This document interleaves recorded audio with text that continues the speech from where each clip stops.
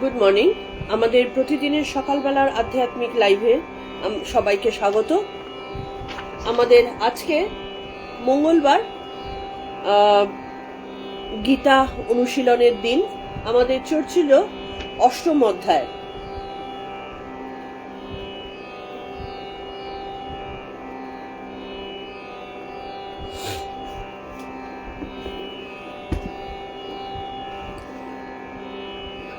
অষ্টম অধ্যায়ে আমার মনে হয় আমাদের 3 নম্বর অবধি পড়া হয়ে গিয়েছিল।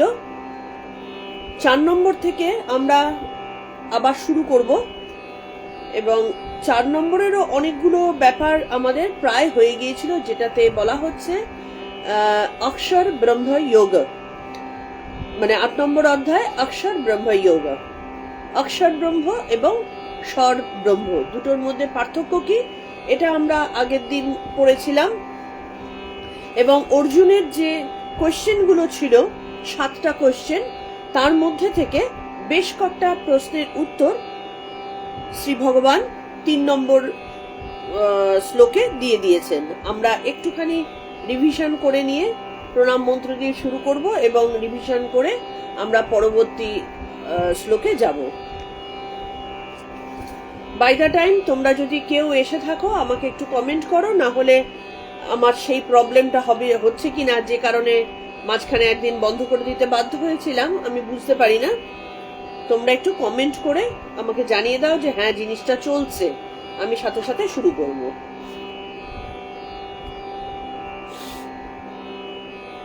Good morning মিতাদি। মিতাদি সবার আগে এসে আমাকে জানিয়ে দেয়।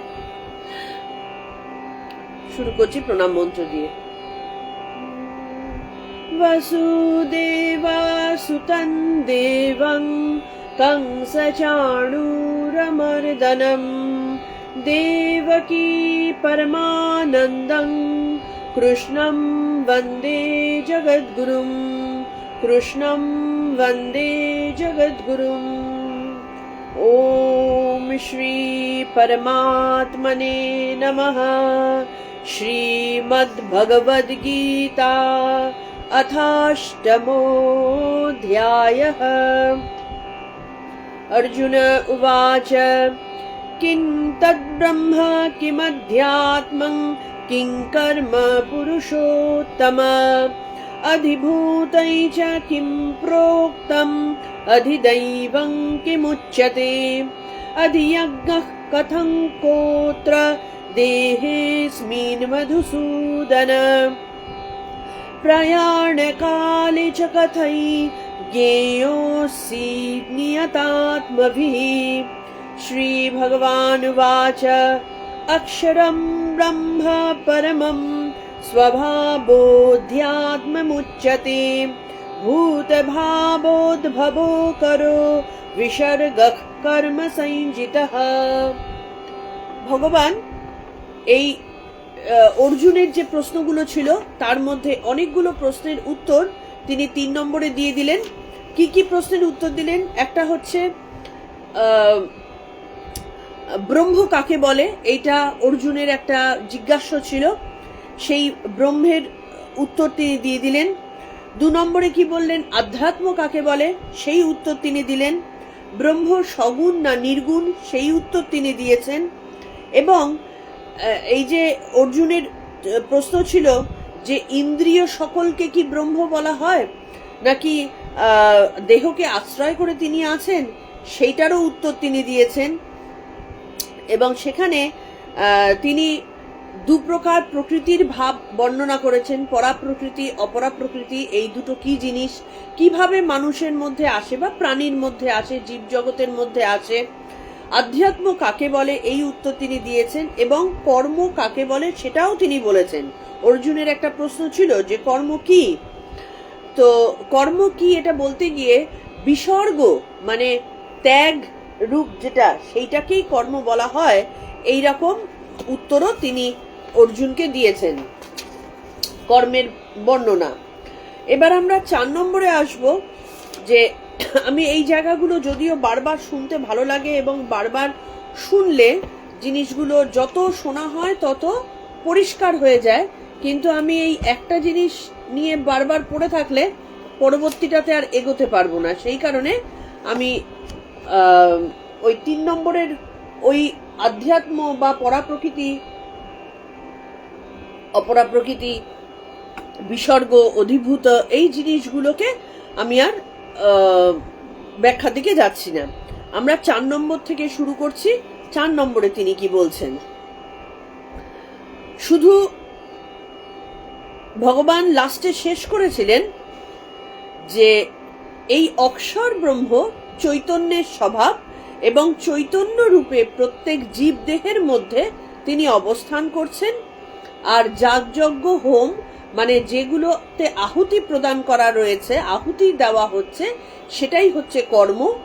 এবং ওই কর্ম থেকেই ভূতগণ, ভূত কাদের বলা হয়? পঞ্চভূতে তৈরি যে নশ্বর দেহ, সেই হচ্ছে ভূত এবং ভূতের উৎপত্তি ও বৃদ্ধির কারণ।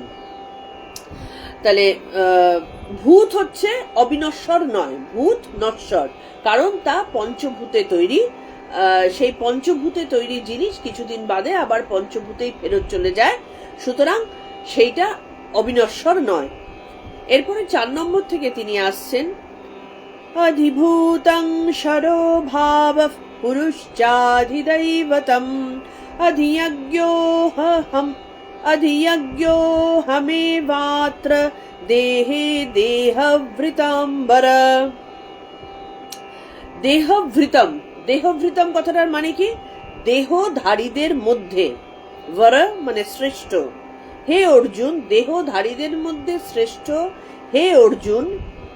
শর মানে শরপুরুষ, আমরা যেটা বলেছি, জীব দেহ যখন ধারণ করে প্রকৃতি দ্বারা তিনি যখন চালিত হচ্ছেন, নিজের অস্তিত্ব ভুলে গিয়ে বা নিজের পরিচয় ভুলে গিয়ে, অক্ষর পুরুষ যখন বা পরম ব্রহ্ম যখন প্রকৃতির ফাঁদে পা দিয়ে ফেলেছেন, তখন তিনি স্বরপুরুষ।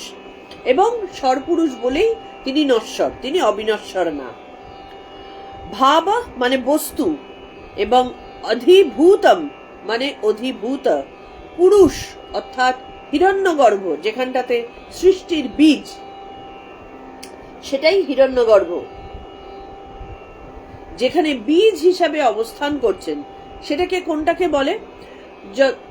একটা নর্মাল বীজ, ধরো একটা রাজমা তো একটা বীজ।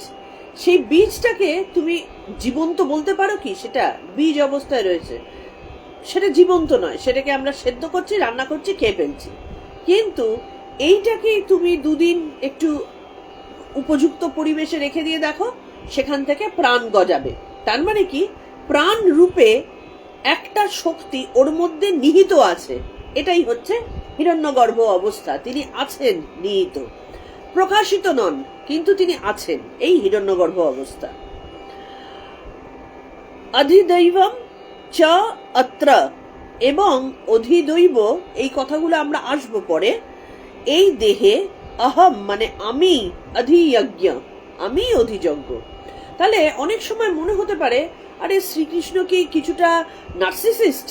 শ্রীকৃষ্ণ কি শুধু নিজের কথা, খালি এত অহংকারী কেন? আমাকে ডাকো, আমি আধিদৈব, আমি যজ্ঞ, আমি সব, এত আমি তো কিছুটা তাকে মনে হয় না বড্ড বেশি অহংকারী টাইপের? তো ভগবান কি অহংকারী? এবার আমরা যে এতদিন ধরে পড়ে এসেছি, এই উত্তরগুলো কিন্তু এখানে রয়েছে। তিনি অহংকারী তো না, কারণ অহংকার এবং তিনি, তার মানে দুটো জিনিস হয়ে গেল। তিনিটাই তো সর্বত্র, তিনি এটাই বলতে চাইছেন যে একটাই তো আছে, আর তো কিছু নেই। যে যুদ্ধ হচ্ছে এই কুরু পাণ্ডবের মধ্যে, সেই যুদ্ধ তিনি। যুদ্ধে ক্ষয়ক্ষতি হচ্ছে, সেটাও তিনি। যুদ্ধে একজন জিতছে, সেই জেতাটাও তিনি। জেতাটা আমরা মনে করছি একটা ঘটনা, এই ঘটনাটা তিনি, মানে ব্রহ্ম কি এটা বুঝতে হবে, ভীষণ ডিফিকাল্ট এটা বোঝা। এই জেতাটাও তিনি, যে হারছে দুঃখ পাচ্ছে সেটাও তিনি।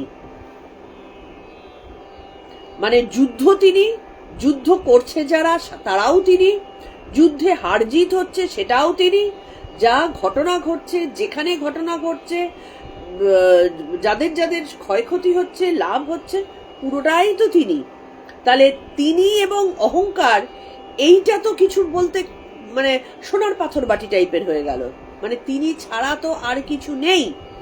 সেইটাই জীব দেহ যখন ধারণ করে তখন সেই জীব দেহ ভুলে যায় যে আমিও তো ওটাই। সে ভুলে যায় বলেই গোল পাকের মধ্যে ঘুরতে থাকে, আর মানে বেরোতে পারছে না, মানে সে বুঝতে পারছে না যে ওইটাই আমিও ব্রহ্ম। সেটাই কিন্তু অর্জুনকে বোঝাচ্ছেন যে হে নরশ্রেষ্ঠ অর্জুন, এই যে দেহের যে বিনাশশীল ব্যাপারটা, যেটা বিনাশ হয়ে যাবে, যেটা থাকবে না, যেটা এই পঞ্চভূত দিয়ে তৈরি, হ্যাঁ, পৃথিবী, জল, বায়ু, অগ্নি, হ্যাঁ, আকাশ, এই যে পঞ্চভূতে তৈরি যে জিনিস, এইটা তো থাকবে না। এই বিনাশশীল যে পদার্থ, এটাইকেই আধিভূত বলা হয়। আধিভূত মানে যে ভূত দিয়ে এই পুরো অধিযজ্ঞ, অধিদৈব, এই পুরো ব্যাপারগুলো হবে, এইটাই কিন্তু নশ্বর। এটার মধ্যে অবিনশ্বরতা কিছু নয়। তাহলে অর্জুন জিজ্ঞেস করেছিলেন আধিভূত কি?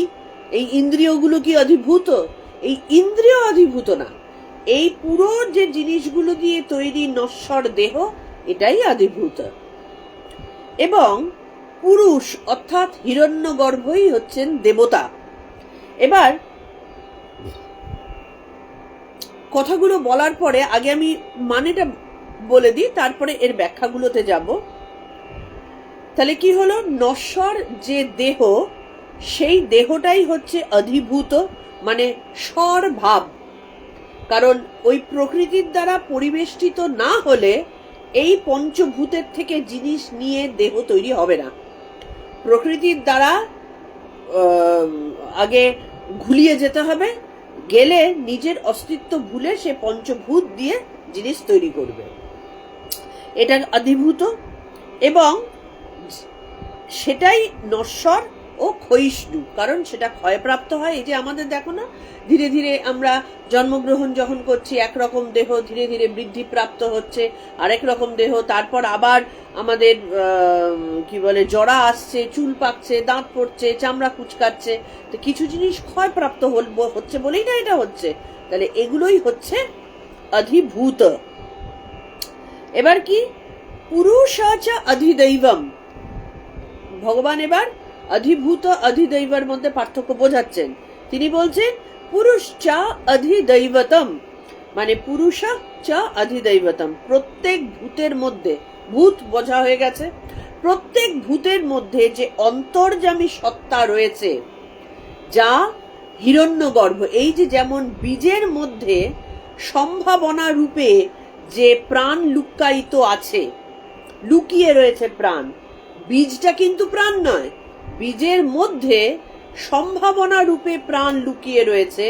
এবং প্রকৃতির যে বিশেষ অবস্থা, সেই অবস্থার মধ্যে পড়লে সেখান থেকে গাছ গজিয়ে উঠবে। এই অবস্থাটাকে বলা হয় অধিদেবতা, মানে সম্ভাবনা রূপে ভেতরে রয়েছেন। আমাদের প্রত্যেকের মধ্যে সম্ভাবনা রূপে ঈশ্বর বিরাজ করছেন, তিনি অধিদেবতা। এই অধিদেবতাকে কারা প্রকাশ করছে? অধিদেবতার কিন্তু প্রকাশ আছে, কিন্তু সেটা যেহেতু প্রকৃতি দ্বারা তাড়িত হয়ে বা প্রকৃতির দ্বারা বেষ্টিত হয়ে সেটা রয়েছে, সেই জন্য প্রকৃতির যা ইচ্ছা সেই অনুযায়ী তিনি প্রকাশিত হচ্ছেন। বাংলা ভাষাটা বোঝা গেছে কিনা আমাকে বলবে। যেহেতু এই ভেতরে যিনি সত্তা রয়েছেন, তিনি প্রকৃতি দ্বারা পরিবেষ্টিত হয়ে আছেন, প্রকৃতির দ্বারা চালিত হচ্ছেন বা অস্তিত্বকে ভুলে গেছেন, সেই কারণে তিনি কিভাবে প্রকাশিত হচ্ছেন, ঠিক যেরকম আমাদের বাড়িতে দেখবে, আমরা যদি বাবা মা খুব দাপুটে হই, ভীষণ দুর্দণ্ড প্রতাপ হই, দেখবে ছেলে মেয়ে তখন কি হয়, আমাদের দ্বারা তাড়িত হয়ে আমাদের মতন করে প্রকাশিত হয়, তাদের নিজস্বতা বলে কিছু থাকে না। ঠিক তেমনি আমরা ভেতরে যখন আমাদের অধিদেবতা যখন প্রকৃতি পরিবেষ্টিত হয়ে থাকেন, কারণ প্রকৃতির প্রকোপ বা প্রকৃতির দাপটটা মারাত্মক, সেই জন্য অধিদেবতা প্রকাশিত হচ্ছেন প্রকৃতির মতো করে। পলি বা মিতাদি, তোমরা এটা প্রথম থেকে শুনলে তোমরা এই আমার ভাষাটা বুঝতে পেরেছো কিনা আমাকে একটুখানি বলবে, মানে বাংলা মানেটা বোঝা গেছে কিনা। অন্তর্নিহিত অর্থ বুঝতে গেলে আবার শুনতে হবে, মাথা ঠান্ডা করে ভাবতে হবে, কিন্তু আমি যেটা বাংলা ভাষা বোঝাতে চাইছি সেটা বুঝেছো কিনা আমাকে বলো। তাহলে প্রত্যেক ভূতের মধ্যে যে চিন্ময় সত্তা রয়েছেন তিনি হচ্ছেন অধিদেবতা। এবার অধিদেবতা প্রকৃতির দ্বারা চালিত হয়ে প্রকাশিত হচ্ছেন কার মাধ্যমে? ইন্দ্রিয়ের মাধ্যমে প্রকাশিত হচ্ছেন। তাহলে আমাদের এই যে ইন্দ্রিয় চালনা করবার যে প্রসিডিওর, আমরা হাত নাড়াচ্ছি, কথা বলছি, চোখে দেখছি, খাচ্ছি, সাজগোজ করছি, এই যে ইন্দ্রিয়র যে কার্যকলাপটা হচ্ছে, এই কার্যকলাপটা কি সেই অন্তরের শক্তিটা না থাকলে কোনোদিনও হতো? হওয়া সম্ভব নয়। তিনি বেরিয়ে গেলে আর এই ইন্দ্রিয়গুলো চালিত হবে না। তো সেই কারণে ইন্দ্রিয় চালনা করছেন ভেতরে সেই অধিদেবতা, কিন্তু অধিদেবতা নিজের মতন করে চালনা করতে পারছেন না। অধিদেবতা কিন্তু প্রকৃতির কথা মতো চালিত হচ্ছেন, কারণ প্রকৃতির দাপট এত বেশি, তিনি নিজস্বতা হারিয়ে ফেলে প্রকৃতির দ্বারা চালিত হয়ে কেউ রাগ প্রকাশ করছে, কেউ ভালো ভাব প্রকাশ করছে, কেউ মিথ্যে প্রকাশ করছে, কেউ সত্য প্রকাশ করছে, হ্যাঁ, কেউ ভালো জিনিস দেখছে, কেউ খারাপ জিনিস দেখছে। এই রকম ভাবে প্রকৃতি অনুযায়ী তিনি ইন্দ্রিয়কে চালনা করছেন। তাই ইন্দ্রিয়গণকে দেবতা বলা হয়। আমাদের প্রত্যেক ইন্দ্রিয়ের জন্য এক একজন দেবতা আছেন। এই যে অন্তর আত্মা বা অন্তরের চৈতন্য, তিনি যেহেতু প্রকৃতি মিশ্রিত হয়ে, প্রকৃতির দ্বারা মিশ্রিত বলবো না, প্রকৃতির দ্বারা চালিত হয়ে তিনি যখন প্রকাশিত হচ্ছেন, তিনি এই কারণে ইন্দ্রিয়গণকে বলা হয় দেবতা। আমাদের প্রত্যেক ইন্দ্রিয়, যেমন হাতকে ইন্দ্র দেবতা, হ্যাঁ, হাতের দায়ভারটা ইন্দ্রের, তেমনি আমি জানি না এক একটা অংশের এক একটা দায়ভার আছে। গণেশ বোধহয় কুণ্ডলিনীর বা ওই জায়গার আর কি এরকম কিছু ব্যাপার আছে, এটা আমি জানি না। তাহলে এবার বলছেন যে ইন্দ্রিয়গণকে দেবতা বলা হয়ে গেল, এবার বাকি থাকলো কে?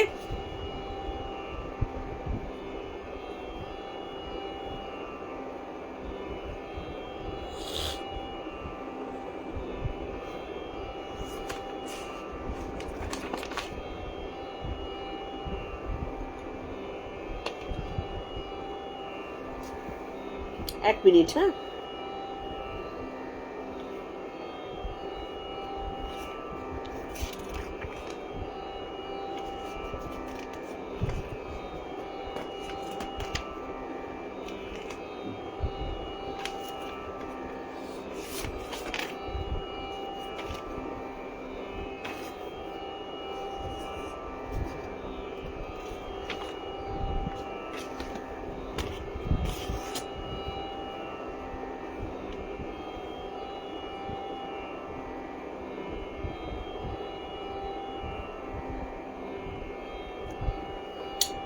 আচ্ছা, এবার কি বলছেন?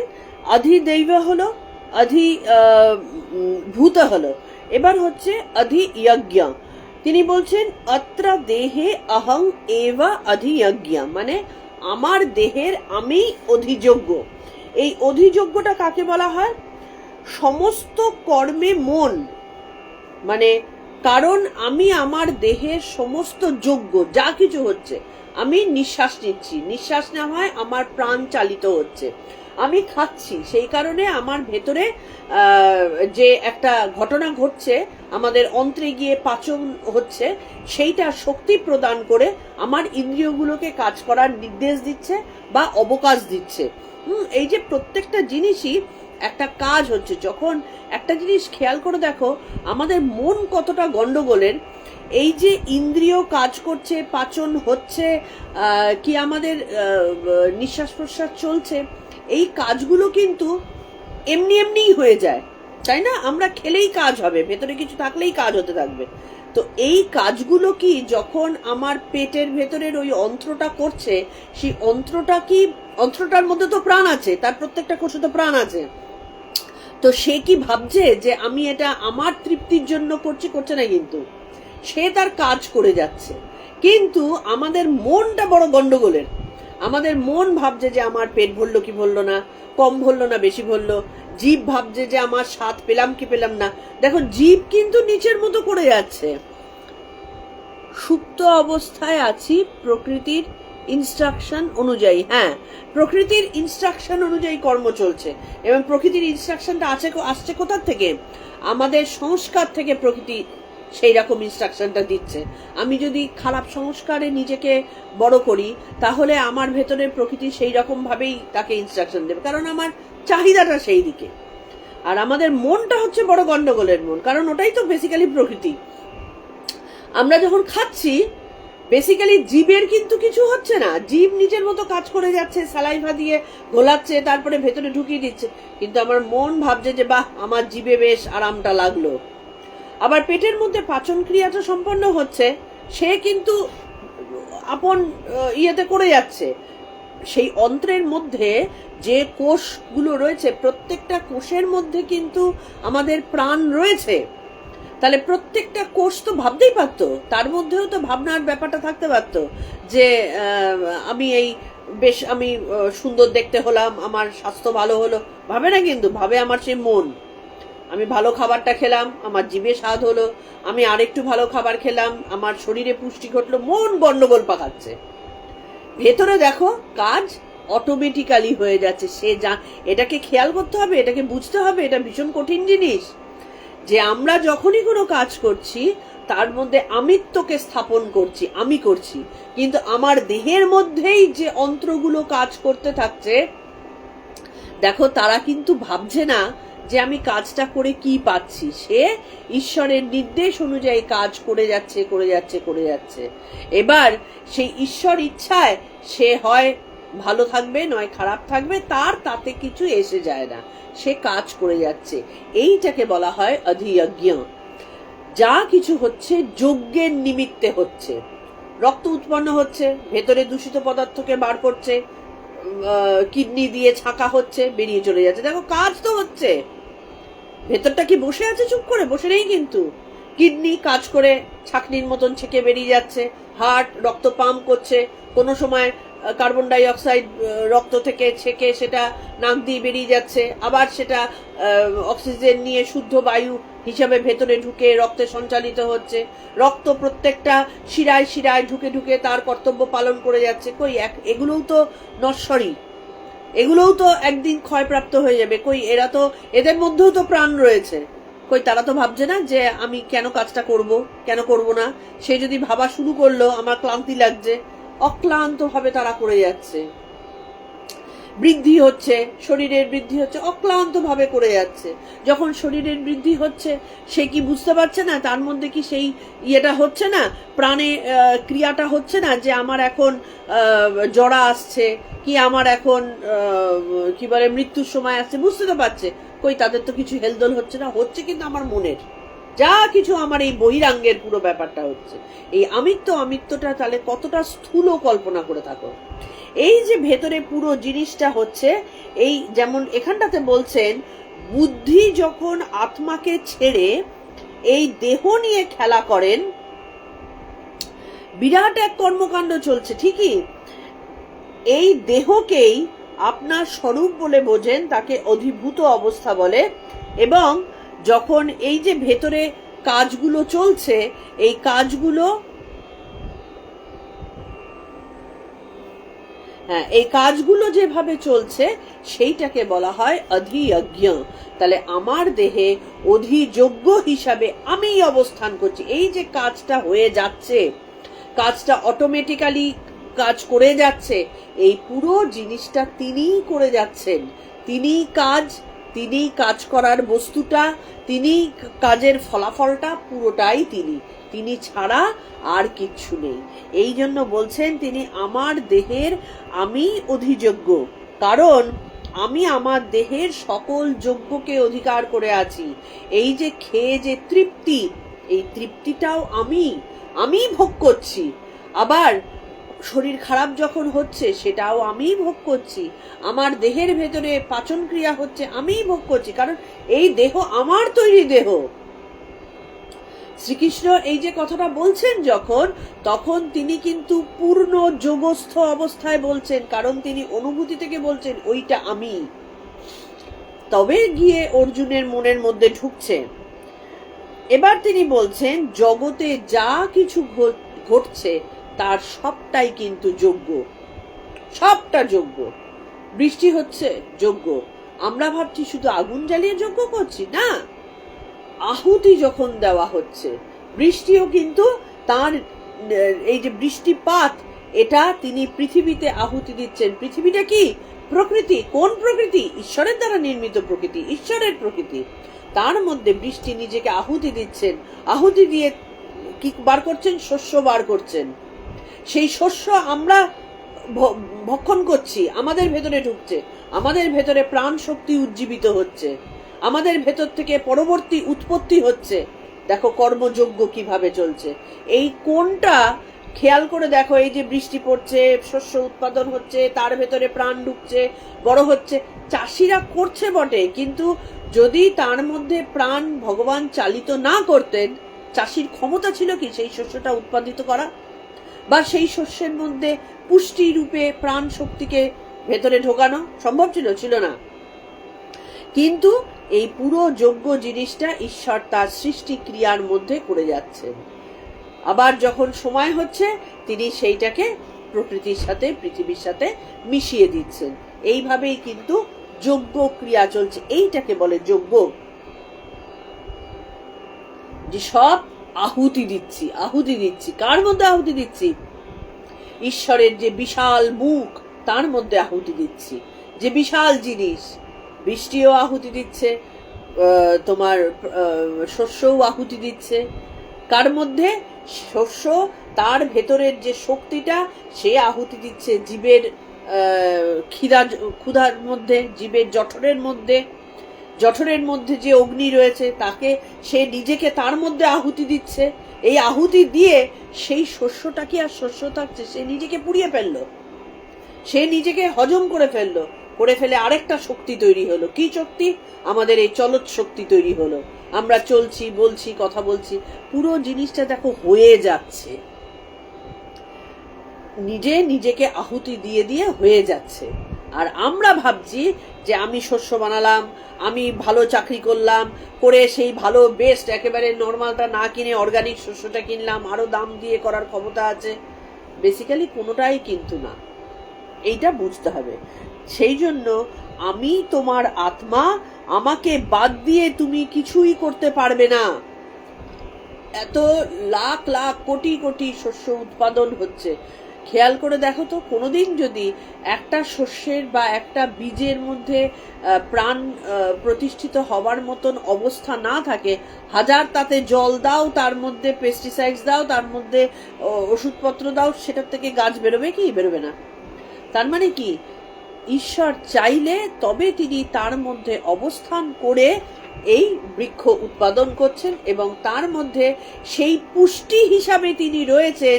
সেই পুষ্টি যখন আমাদের ভেতরে জঠরাগ্নিতে নিমগ্ন হচ্ছে, সেই পুষ্টি তখন আমাদের ক্রিয়ারূপে বেরোচ্ছে। এইভাবেই কিন্তু জীবন চক্র চলতে থাকে। তাই বলছেন তার স্বরূপ সম্পর্কে, তাহলে ভগবানের স্বরূপটা কত সূক্ষ্মাতি সূক্ষ্ম একদিকে, আবার কত বিশাল, সেইটাকে একটু অনুভব করতে হবে। সূক্ষ্মাতি সূক্ষ্ম কেন? দেখো কত গভীর ভেতরে গিয়ে আমরা চিন্তা করলাম যে আমার ভেতরে যে কাজগুলো হচ্ছে, আমি যে আজকে জিনিসটা তৈরি হয়েছি, একটা মানুষটা তৈরি হয়েছি, তার ভেতরে কার অবদান রয়েছে, কত সূক্ষ্ম জিনিস। আবার বিশাল কেন? দেখো সারা পৃথিবী, বিশ্ব ব্রহ্মাণ্ড এই এক ঘটনার মধ্যে চলছে। সূর্যের চারদিকে পৃথিবী ঘুরছে, আবার কোনোদিন সূর্য, একটা সূর্য অস্ত চলে যাচ্ছে, সেই সূর্যের ধ্বংস হচ্ছে, মহাপ্রলয় হচ্ছে, হয়ে যাচ্ছে পুরো জিনিসটা। তাহলে কত বিশাল পুরো বিশ্ব ব্রহ্মাণ্ড, কতটুকু আমরা জানতে পারি, কতটুকু দেখতে পারি, যজ্ঞের কতটুকু বুঝতে পারি। সূর্য নিজেকে পোড়াচ্ছে, তবে গিয়ে তিনি আলো দান করতে পারছেন, তবে গিয়ে এই পুরো পৃথিবী জগৎটার মধ্যে প্রাণ সৃষ্টি হচ্ছে। তাহলে সূর্য নিজেকে পোড়াচ্ছেন কার মধ্যে পোড়াচ্ছেন? সেই ঈশ্বরের মুখগহ্বরের মধ্যে। মা যশোদা দেখেছিলেন না, শ্রীকৃষ্ণ যখন মাটি খাচ্ছেন, মা যশোদা তার মুখ হাঁ করে দেখতে গিয়ে পুরো দেখে মাথা ঘুরে অজ্ঞান হয়ে গিয়েছিলেন। তাহলে এই পুরো জিনিসটা যজ্ঞ হিসাবে চলছে। দিস ইজ কল্ড যজ্ঞ। এবং তিনি বলছেন যে হিরণ্যগর্ভ পুরুষ, ওই যে সম্ভাবনা, তিনি অধিদৈব সর্বযজ্ঞের প্রতিষ্ঠাতা। তিনি সর্বযজ্ঞের প্রতিষ্ঠাতা। ওই যে বিশাল ক্ষমতা সম্পন্ন যে পুরুষ, তিনি সর্বযজ্ঞের প্রতিষ্ঠাতা এবং সর্বযজ্ঞের ফলদাতা।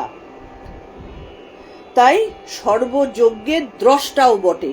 তিনি আবার দেখেও যাচ্ছেন, মজা করে তিনি কিন্তু দেখেও যাচ্ছেন যে এই যে ঘটনা ঘটে যাচ্ছে। তাহলে তিনি সেই শ্রী বিষ্ণু ভগবানই হচ্ছেন অধিযজ্ঞ। এবং ভগবান শ্রীকৃষ্ণ, তাকে ভগবান কেন বলা হচ্ছে? শ্রীকৃষ্ণ যখন দ্বারকায় রাজত্ব করছেন তখন ভগবান বলছি না, কখনো বলছি সখা, কখনো বলছি প্রিয়, বিভিন্ন রকম ভাবে রাখছি। কিন্তু যখন তিনি এই গীতা বলছেন শ্রী ভগবান উবাচ, ভগবান শ্রীকৃষ্ণ কেন ভগবান? কারণ তিনি যোগস্থ অবস্থায় এই পুরো জিনিসটা বলেছেন, তিনি সাধারণ অবস্থায় বলেননি। তাহলে তিনি সমস্ত যজ্ঞের এবং কর্মের ফলদাতা। তিনিই প্রবর্তক, তিনিই ফলদাতা, আবার তিনিই ভক্ষক, সব তিনি ময়। এই বোধটা আনাটা হচ্ছে আমাদের বিশেষ প্রয়োজন। যতবার শুনতে শুনতে কল্পনার মধ্যে এই জিনিসটাকে আনতে পারবো যে কিভাবে একটা বৃষ্টি পড়ছে, বৃষ্টির থেকে শস্য হচ্ছে, সেই শস্য দিয়ে একটা শরীর তৈরি হচ্ছে, সেই শরীরে শুক্র তৈরি হচ্ছে, সেই শুক্র বীজে স্থাপিত হচ্ছে, সবই তো শক্তি। একটা বীজ, নারী দেহের মধ্যে বীজ, সে সাধারণ অবস্থায় বসে থাকে, সেই শুক্র ছুটতে ছুটতে যাচ্ছে, সেটাকে ভেদ করছে, কিভাবে সৃষ্টি হয়ে যাচ্ছে দেখো। একেবারে বিশাল সৃষ্টির থেকে আরেকটা জীব দেহ সৃষ্টি হয়ে যাচ্ছে কিভাবে। সেই শুক্রের মধ্যে কোনোটার মধ্যে বিশেষভাবে প্রাণ রয়েছে। সেই শুক্র যখন নিজেকে বীজের মধ্যে স্থাপিত করছে, কি হলো? আহুতিই তো দেওয়া হলো। সেই শুক্র নিজে কিন্তু ভাবছে না, সে ভাবে না যে আমি আমার মধ্যে আমি সব থেকে বলশালী, এতগুলোকে আমি সরিয়ে দিয়ে আমি একা তাকে আমি প্রজননের দিকে গেলাম না। সে করে যাচ্ছে, কোনো ফল সে চিন্তা করে যাচ্ছে না, সে করে যাচ্ছে। তার মধ্যেও প্রাণ রয়েছে, সেই শুক্রের মধ্যে প্রাণ রয়েছে। কোথা থেকে আসছে? সেই বীজ থেকে আসছে। হিরণ্যগর্ভ তার মধ্যে প্রবেশ করছেন, সেই সম্ভাবনা। সেই শুক্র গিয়ে বীজকে নিষিক্ত করছে, আরেকটা জীবের সৃষ্টি হয়ে যাচ্ছে। কি বিশাল জগতের খেলা চলে যাচ্ছে, কল্পনা করো কোথা থেকে কোন খেলা চলে যাচ্ছে। এগুলো বুঝতে হবে, ভাবতে হবে। তাহলে এইটা হচ্ছে, এই যে কোনো রকম ভাবনা চিন্তা না করে এই যে কাজ হয়ে যাচ্ছে, এইটাকে বলা হয় কর্ম। আমরা যে কর্ম কর্ম করে লাফালাফি করি, কর্ম কিন্তু আমিত্ব দিয়ে হয় না, কর্ম হয় এইটাকে। কারণ এর পুরোটাই যজ্ঞ হিসাবে কতটা দেখো তারা। একটা কথা বলি, আমাদের এই যে ধরো জন্মেই খেতে হবে, নিঃশ্বাস নিতে হবে, এই যে ব্যাপারটা, এটা কিন্তু আমাদের স্মৃতি থেকে আসে। একটা জীব দেহ যখন জন্মগ্রহণ করে, তার পূর্ববর্তী জন্মের স্মৃতি থেকেই কিন্তু তার ভেতরে আমাকে খেতে হবে, খেলে আমি বাঁচবো, আমার ব্যথা লাগলে আমি কাঁদবো, এগুলো স্মৃতিতে থেকে যায়। তার মানে তাদের মধ্যেও সেই স্মৃতিটা আছে। কিন্তু যখন এই কাজগুলো হচ্ছে, তারা কিন্তু ভাবছে না যে আরে আমি আগের বার এইটা করে কিছু পাইনি, সুতরাং আমি এবার আর করবো না, এরম কিন্তু তারা ভাবে না। তারা কিন্তু করতে থাকে। এইটাকে বলা হয় কর্ম।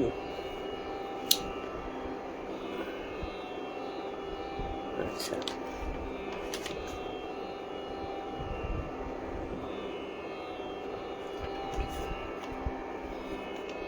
এবার আমরা যাব।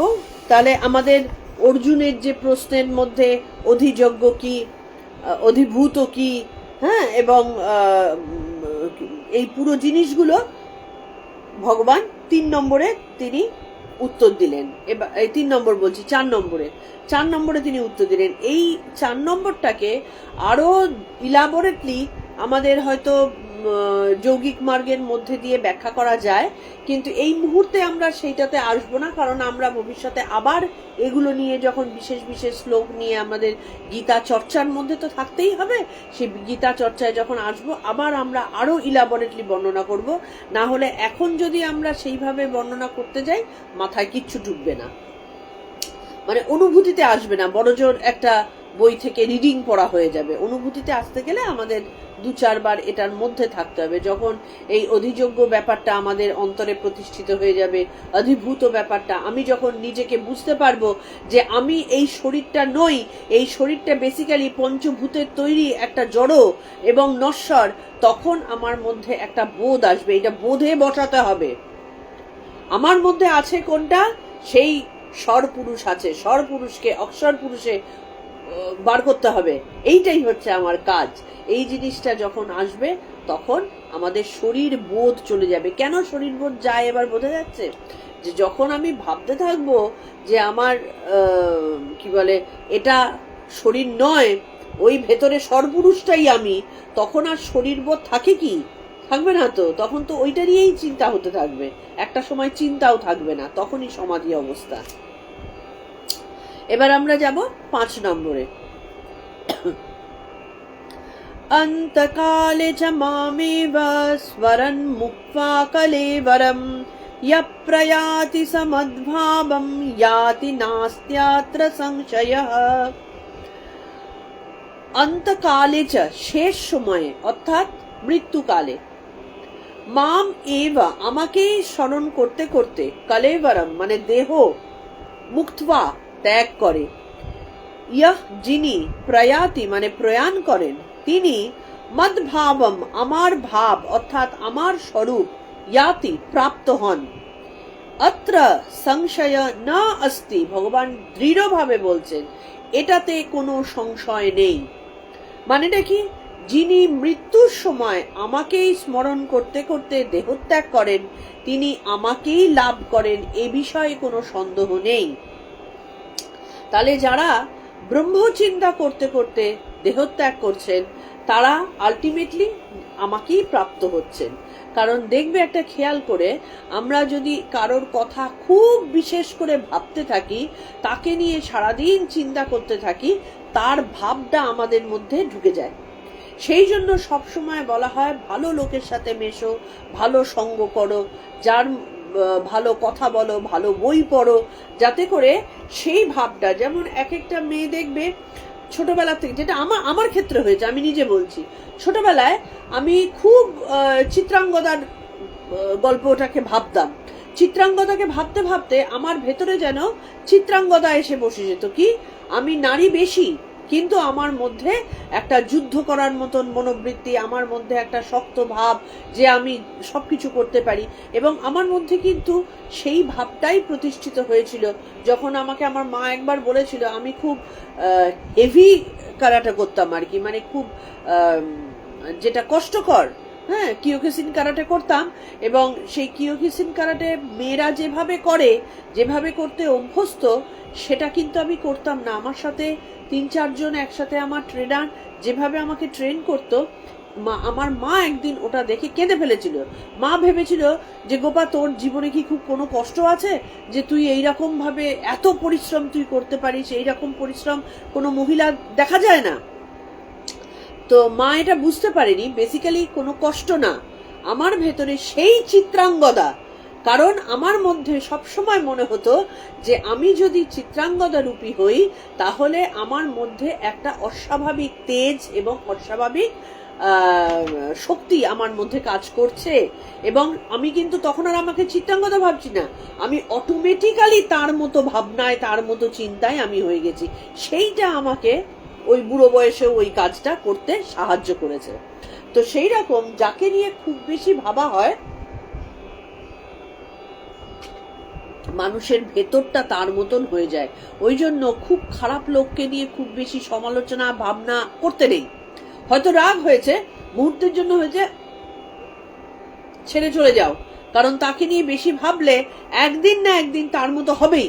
উদাহরণ দিচ্ছি, ধরো একটা লোক, সে আমার সাথে প্রতিদিন দুর্ব্যবহার করছে, আমার রাগ হচ্ছে, আমি তাকে নিয়ে ভাবছি, তার কথা চিন্তা করছি, ও আমাকে এরম করলো, তাহলে আমার উচিত ছিল ওকে এই উত্তর দেওয়া, এই উত্তরটা দিতে পারলাম না, সুতরাং আমার ভেতরে নিজের প্রতি রাগ হওয়া শুরু হলো, না এবার আর আমি ভুল করব না, এরপরে যদি আমার সাথে এরম করতে আসে আমিও ওকে এরম ভাবে দুর্ব্যবহারটা করব, তবে ওর শাস্তি দেওয়া হবে, ওর শাস্তি পাওয়া উচিত। দেখো মনের মধ্যে আমি কি ভাবছি, আমি ওকে নিয়ে ভাবছি, ওর কি নিয়ে ভাবছি, ওর দুর্ব্যবহারটাকে নিয়ে ভাবছি।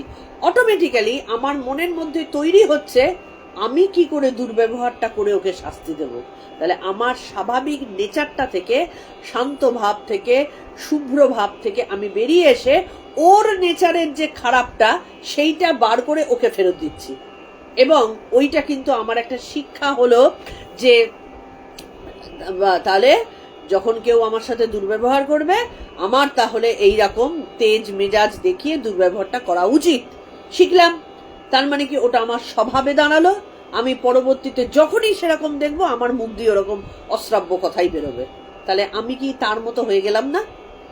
সেই কারণে খারাপটাকে কখনো বেশিক্ষণ চিন্তা করতে নেই। তাহলে খারাপটাকে যেমন চিন্তা করতে নেই, তাহলে আমি যদি সারাক্ষণ ঈশ্বরকে চিন্তা করি তাহলে ঈশ্বরের ভাবও আমার মধ্যে আসবে, এটাই তো স্বাভাবিক। খারাপ চিন্তা করলে যদি খারাপ আসে, তাহলে ঈশ্বরের ভাব চিন্তা করলে ঈশ্বরীয় ভাব আসবে, ভাইস ভার্সা। তাহলে সেই রকমটা আমাদের করতে হবে। তাই ভগবান বলছেন, যিনি মৃত্যুর সময়ও, মানে যখন আমাদের অন্তিম অবস্থা, যখন আমাদের শরীর আর সাথ দিচ্ছে না, যখন আমাদের আর কোনো ক্ষমতা নেই, তখনও যদি আমাকেই স্মরণ করো, মানে যেভাবে তুমি স্মরণ করতে পারো, সেটা কৃষ্ণ রূপে, সেটা শিব রূপে, সেটা ব্রহ্ম রূপে, সেটা নির্গুণ রূপে, সেটা সগুণ রূপে, যেভাবে নিজে ভেতরটাকে ওইভাবে ভাবিত করে চিন্তা করতে করতে দেহত্যাগ হয়, তিনি আমাকেই লাভ করেন। কারণ সব থেকে কঠিন অবস্থাতেই কিন্তু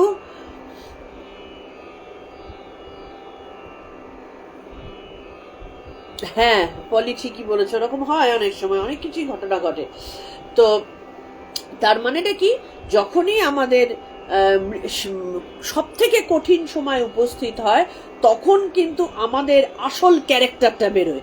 খেয়াল করে দেখবে, আমি ভীষণ ভালো, প্রচুর দান ধ্যান করি, আমার মধ্যে সবাই জানে যে খুব দানি, এবার পৃথিবীতে দুর্ভিক্ষ আসলো, যেই দুর্ভিক্ষ আসলো দেখা যাচ্ছে যে লোকটাকে এতদিন দানি বলে জানতাম সেই লোকটা তো আর দান করছে না, সেই লোকটা তো নিজে চেপে রেখে দিয়েছে, কি অল্প একটু জিনিস বাঁচাবার চেষ্টা করে যাচ্ছে।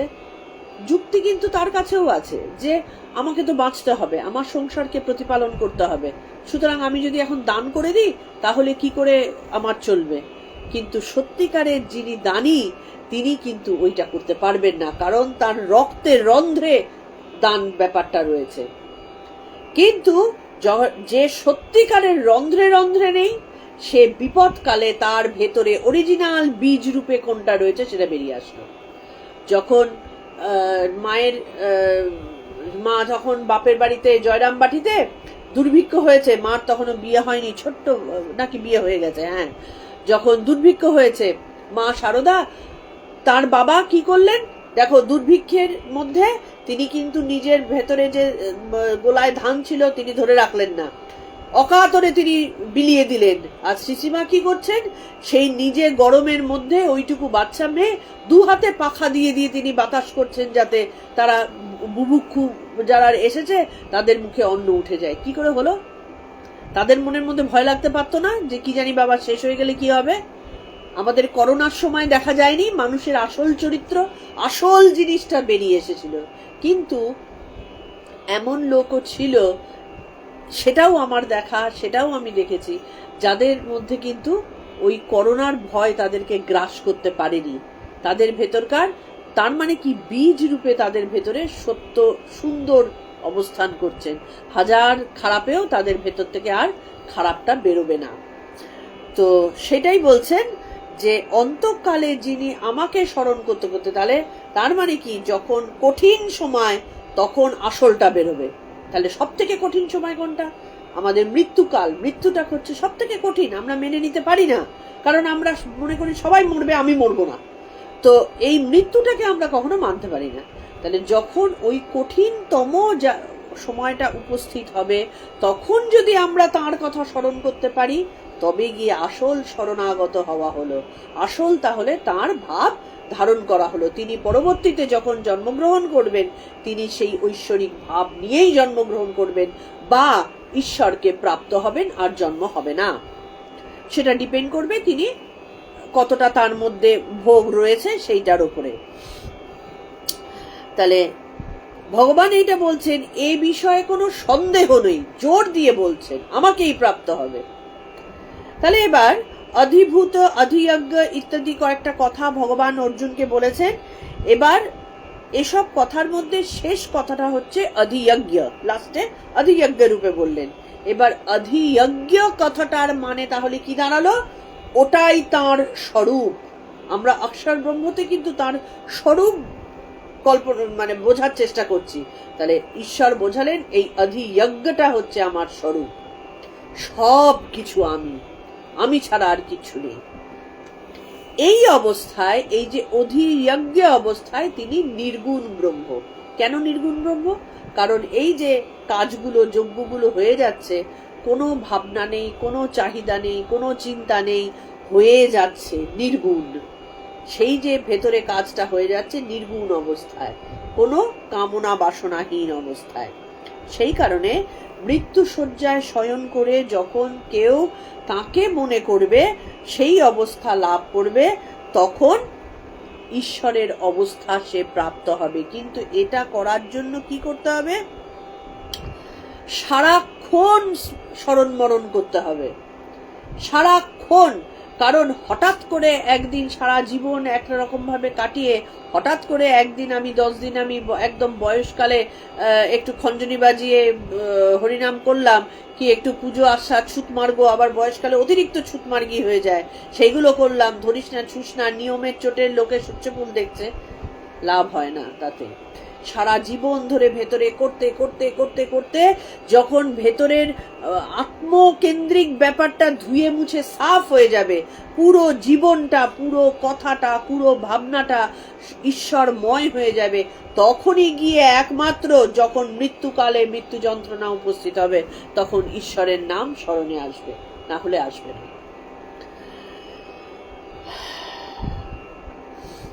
ভগবান বলছেন, যিনি এইভাবে মৃত্যুবরণ করেন তিনি আমার সত্তা লাভ করেন। জীবনের অন্তিম মুহূর্তে, একেবারে শেষ মুহূর্তে আমরা যা চিন্তা করি সেটাই কিন্তু আমাদের প্রবলভাবে ভবিষ্যৎ জীবনে নির্ধারিত হয়, প্রবলভাবে, একটু আধটু না। সারা জীবনে হয়তো আমি ফাঁকি মেরে ঈশ্বরের নাম করে এসেছি, আমি ভাবছি যে প্রচুর ঈশ্বরের নাম করলাম, মৃত্যুকালে এসে যখন মৃত্যু যন্ত্রণায় শরীর ছাড়বে, যখন সেই লিঙ্গ শরীর যখন ছেড়ে বেরিয়ে যাবেন, তখন মনের মধ্যে ঝট করে সারা জীবনের সেই জিনিসগুলো চলে এসে সেই ভোগের ছাটা চলে আসবে, সেই ভুলভাল ভাবনা চিন্তা চলে আসবে, তখন ঈশ্বরের নাম আসবে না। আর যেটা আসবে সেইটা দিয়েই পরবর্তী জীবন নির্ধারিত হলো। কারণ সেই যে ঈশ্বরের নামের যে অল্প পাতলা একটা পর্দা ছিল, সেটা তো সরে গেল, সেই প্রবল ভাবে তাড়না করলো কে? ভোগেচ্ছা। ওই জন্য দেখবে অনেক মানুষ যখন, এটা ঠাকুরের কথা, দেহত্যাগ করেন, সে দেহত্যাগের সময় আমার ছেলেটা ভালো মতো থেকো, তুমি অমুককে দেখে রেখো, আমার গয়নাগাটিগুলো এরম জায়গায় রয়েছে সেগুলো দেখে রেখো। চিন্তা করছে কি সম্পত্তিগুলো কোথায় আছে, সব ঠিকঠাক জায়গায় পাবে কিনা, সে তো ভাবছে আমি কর্তব্য পালন করছি, ঘোড়ার ডিম কর্তব্য পালন হচ্ছে, তার তো চিন্তা হচ্ছে ওই চিন্তা। যদি মৃত্যুর সময় আসে তখন কেন আমি আমার সম্পত্তির কথা চিন্তা করব, কেন আমার ছেলে মেয়ের কথা চিন্তা করব, আমি ঈশ্বরের কথা চিন্তা করব। কিন্তু সেটা আসে না যদি না সেটা অভ্যাসে থাকে। তাই বলছেন তার প্রচন্ড প্রভাবে আমাদের ভবিষ্যৎ জীবন নির্ধারিত হয়।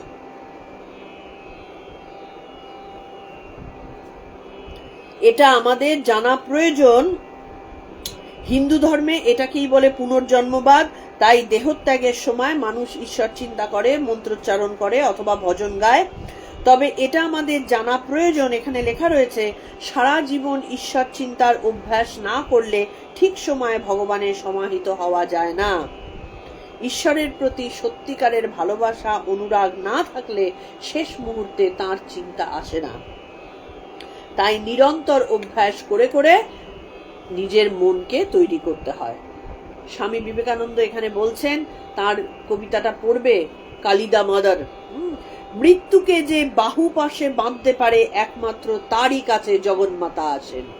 মৃত্যুকে যখন ডাকবো, পূর্ণ সত্যকে জানবো, আমি তখন মৃত্যুকে ওয়েলকাম করব। সারা জীবন ধরে আমি ঈশ্বরের নাম করেছি, মৃত্যু আসবে আমার কাছে কি? তখন আমি চোখের সামনে জগন্মাতাকে দেখছি, মৃত্যু থেকে তখন আমি বাহু পাশে বাঁধছি। তুমি আমার কি করতে পারবে? এই নশ্বর শরীর চলে যাবে, বাকি কি থাকবে? থাকবেন সেই জগন্মাতা। জগন্মাতা তারই কাছে আসেন। আহা, কি সুন্দর! পূর্ণ সত্যকে জানতে হলে জীবন ও মৃত্যু দুটোকেই চাই। আমরা যখন বেঁচে থাকি আমরা মনে করি এটাই স্বাভাবিক, মৃত্যুটা হচ্ছে অস্বাভাবিক। না, আমরা যেদিন জন্মাই সেদিন মৃত্যুর ডেট আমরা লিখে আসি।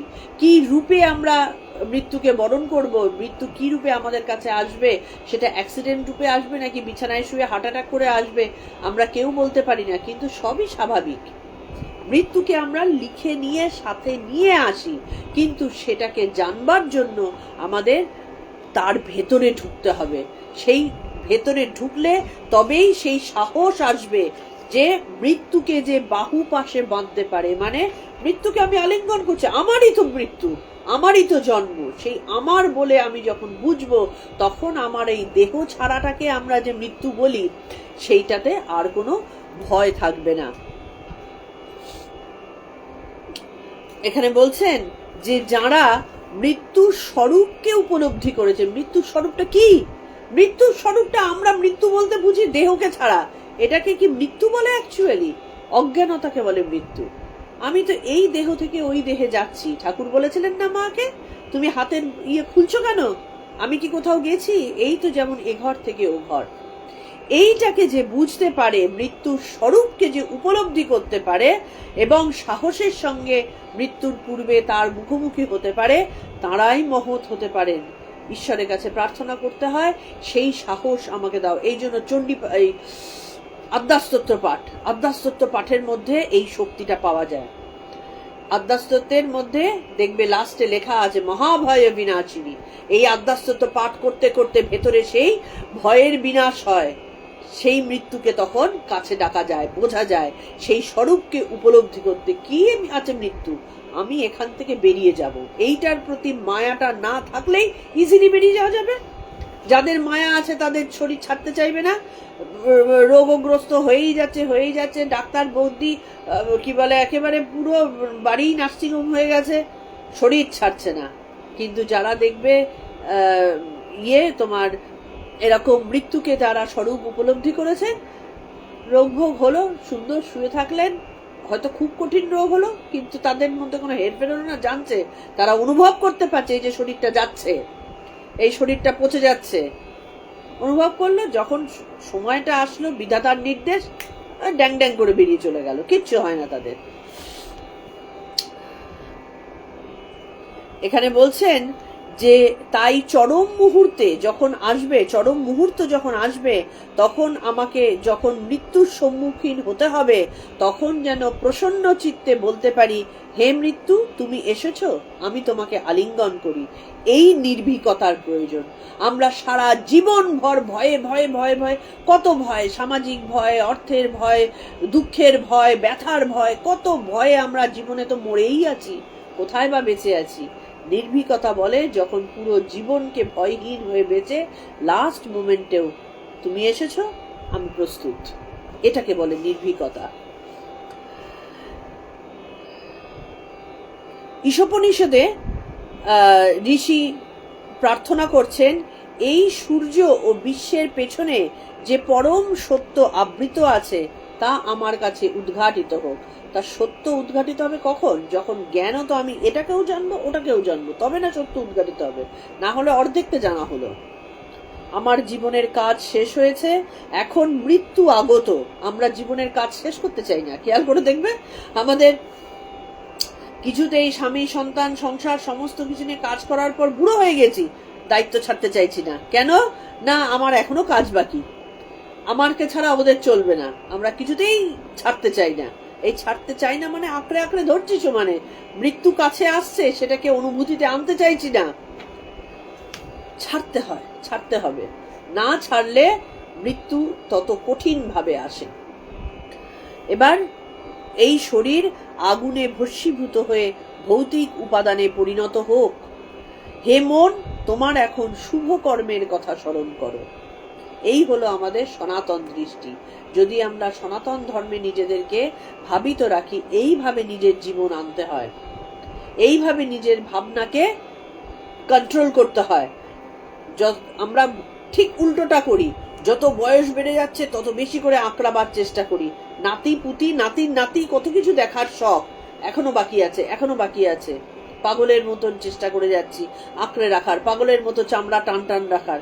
হয় কি তাতে? যখন যেটা হওয়ার সেটা হবেই।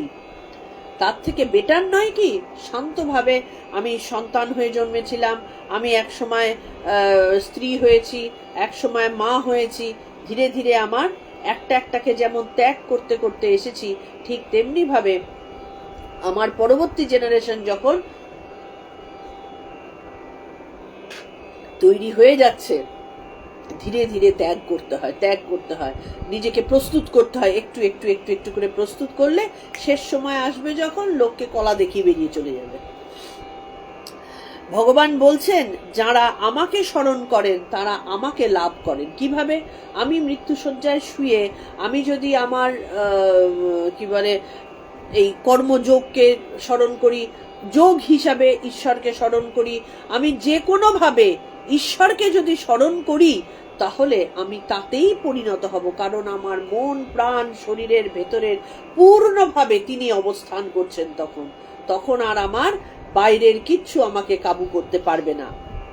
আজীবন ভক্তি ভরে শরণাগত হয়ে ভগবানের উপাসনা করলে তবেই মৃত্যুকালে তাকে স্মরণ করার সম্ভাবনা থাকে, নতুবা শেষ সময় মন বিষয়ই চিন্তা করে। এটাই হচ্ছে ঈশ্বরের অর্জুনের কথা, যে অন্তকালে আমাকে যে আমাকে স্মরণ করে সে আমাকেই প্রাপ্ত হয়। কিভাবে আমাকে প্রাপ্ত হয়? আমি আর সে এক হয়ে যাই মিলেমিশে।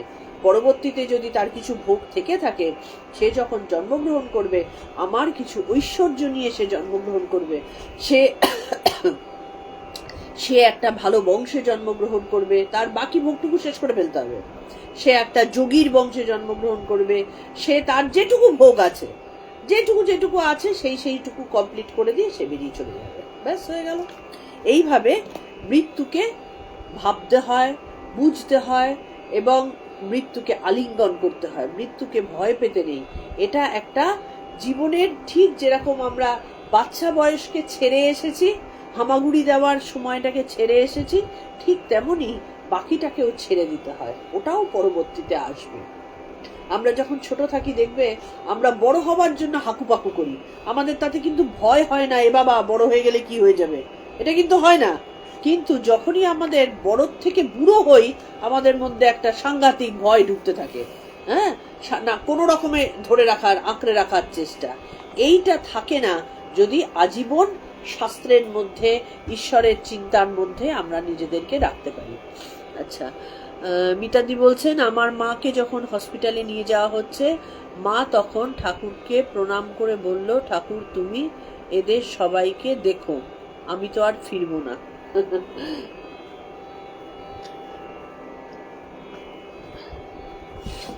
আচ্ছা, আমরা প্রণাম মন্ত্র দিয়ে শেষ করছি।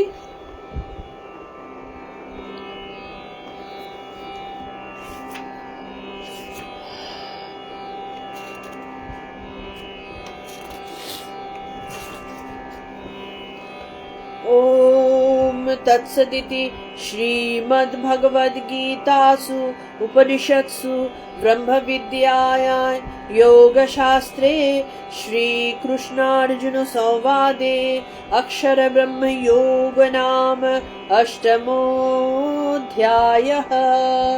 ओम श्रीकृष्णार्पणमस्तु। ओम श्रीकृष्णार्पणमस्तु। ओम श्रीकृष्णार्पणमस्तु। ভালো থেকে সবাই। আমার সোমবার করে হয়ে উঠছে না, কারণ যেহেতু আমি পড়ার সময়টা পাচ্ছি না, আমি সোমবারটা মাঝে মধ্যে বন্ধ রাখছি, একটু নিজের পড়ার সময় না থাকলে হয় না। যাই হোক, আগামী দিনের নোটিশের অপেক্ষায় থেকো। জানি না আগামী দিন করতে পারবো কিনা, যেহেতু আমাকে বেরোবার টাইম হয়ে যাচ্ছে। হ্যাঁ, একটু কাজের চাপও বেড়ে গেছে আর কি।